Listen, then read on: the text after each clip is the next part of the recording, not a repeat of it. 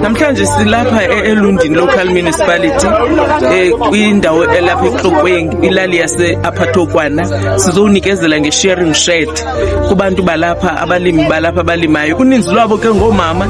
Siyavuya ukuba sizoyinikezela ngale nyanga yoomama kuba abantu balapha nyani uboya babo busuka ezigusheni uye bawunyusa umgangatho kakhulu kangangoba iJogqabi iquka abantu balapha beye baphuma number 1 kulo nyaka ekuthengiseni uboya.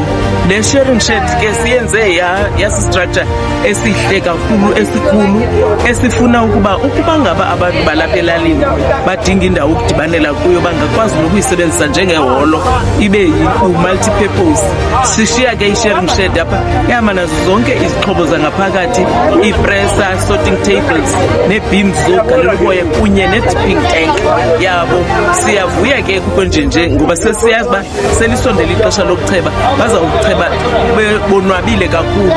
Apha phantsi isamentiwe ukwenzela uba uboya babo bube clean, ukwenzela uba ingeniso yabo noko iphucuke nayo kakhulu.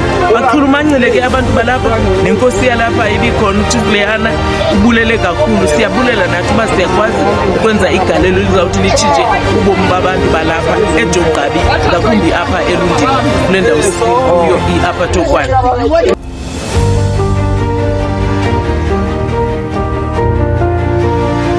Lo myalezo niwuphathelwe liSebe lezoLimo.